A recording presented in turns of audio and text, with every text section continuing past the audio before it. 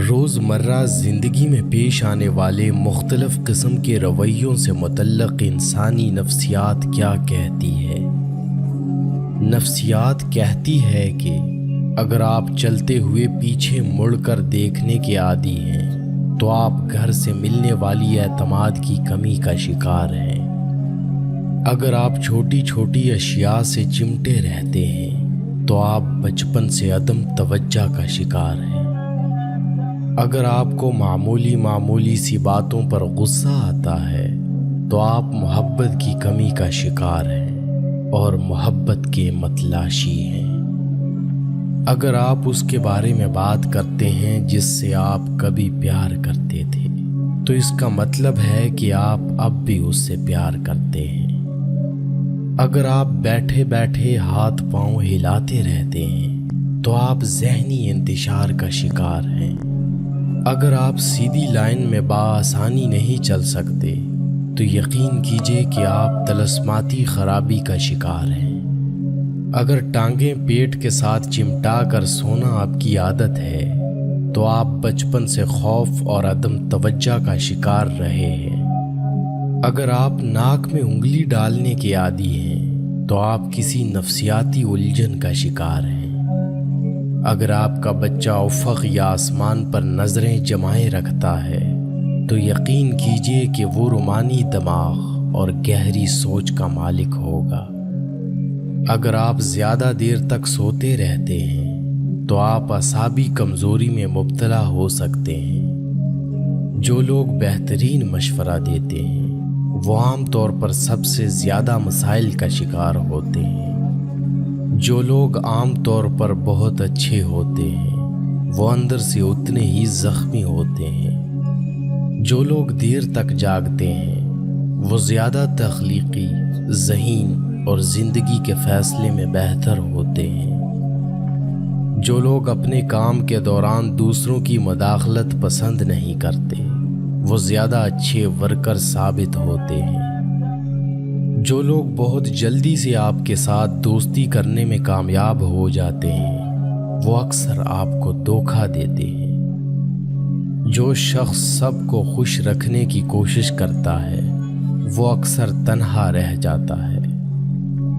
جو بچے جلدی بولنا شروع کر دیتے ہیں ان کی یادداشت بہت مضبوط ہوتی ہے۔ جب آپ مسکراتے ہیں تو آپ کی توانائی کئی گنا زیادہ بڑھ جاتی ہے۔ جب کوئی آپ کا نام پکارے اور آپ فوراً جواب دیں یا سن لیں تو یہ صحت مند دماغ کی علامت ہے۔ جب آپ کسی سے ہاتھ ملاتے ہیں تو اگر وہ شخص آپ کا ہاتھ فوراً نہیں چھوڑتا تو سمجھ لیجئے کہ آپ ایک بہت پراعتماد شخص سے مل رہے ہیں۔ جن لوگوں کی سونگھنے کی حس بہت اچھی اور تیز ہوتی ہے ان کا دماغ بھی تیز ہوتا ہے۔ آپ کا ذہن ویسا ہی کام کرتا ہے جیسا کہ آرڈر وصول کرتا ہے۔ آپ کا سفر بہت ہلکا اور آسان ہو جائے گا اگر آپ اپنے ماضی کو اپنے ساتھ نہیں رکھیں گے۔ آپ عادتاً جو سوچتے ہیں ظاہراً وہی بنتے چلے جاتے ہیں۔ عموماً دیکھنے میں آتا ہے کہ ایک بہت اچھے انسان کو اس کی فیملی وہ ویلیو نہیں دیتی جو دوسرے لوگ دیتے ہیں۔ شام 5 سے 7 بجے کے درمیان آپ کا دماغ زیادہ ایکٹیو ہو جاتا ہے۔ سفر دماغی صحت کو بڑھاتا ہے، دل کے دورے اور ڈپریشن کے خطرے کو بھی کم کرتا ہے۔ مختصر 1 یا 2 لفظوں میں جواب دینے والے لوگ عموماً زیادہ ذہین ہوتے ہیں۔ رونے والے لوگ اکثر نہ رونے والے لوگوں سے زیادہ مضبوط ہوتے ہیں۔ خواتین عام طور پر بھاری آواز والے مردوں کو ترجیح دیتی ہیں کیونکہ وہ زیادہ پراعتماد اور جارحانہ نظر آتے ہیں۔ تجربہ کار لوگوں کی تجاویز کو ضرور سنیں کیونکہ وہ اپنی ناکامی کی وجوہات بھی جانتے ہیں۔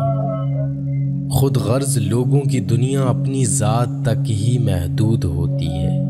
آپ ان کے لیے جو کچھ بھی کر لیں اگلے دن انہیں یاد تک نہیں رہتا۔ رات کو نیند نہ آنے کا مطلب ہے کہ آپ کسی کے خواب میں جاگ رہے ہیں۔ بعض اوقات حسد آپ کے دماغ کا طریقہ ہوتا ہے جو آپ کو دکھاتا ہے کہ آپ کسی کی کتنی پرواہ کرتے ہیں۔ کبھی بھی کسی کے ساتھ زیادہ پیار یا دیکھ بھال کا اظہار نہ کریں، کیونکہ یہ انسانی رجحان ہے کہ وہ ہمیشہ مفت کی چیز کو کم سمجھتا ہے۔ انسان جتنا ہوشیار ہوتا ہے اتنا ہی تیزی سے سوچتا ہے اور اس کی لکھاوٹ اتنی ہی سست ہوتی ہے۔ زیادہ دیر تک تنہا رہنا آپ کی صحت کے لیے اتنا ہی برا ہے جتنا کہ دن میں 15 سگریٹ پینا۔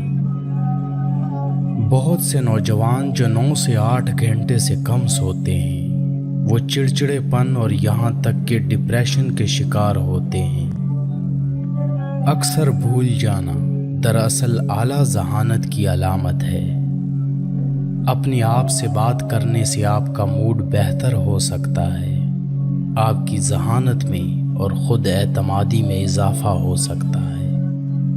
جب آپ کا کوئی جاننے والا آپ کو نیند میں نظر آتا ہے تو اس کا مطلب ہے کہ اس شخص نے سونے سے پہلے آپ کے بارے میں سوچا ہوگا۔ جب آپ کو کسی ایسے شخص کی طرف سے نظر انداز کیا جاتا ہے جس کی توجہ آپ کے لیے سب سے زیادہ اہمیت رکھتی ہے تو آپ کے دماغ میں رد عمل جسمانی درد کی طرح ہوگا۔ جذباتی لوگوں میں دوسروں کے مقابلے میں زیادہ طاقت ہوتی ہے کیونکہ وہ ہر چیز کو جذبات سے جوڑتے ہیں۔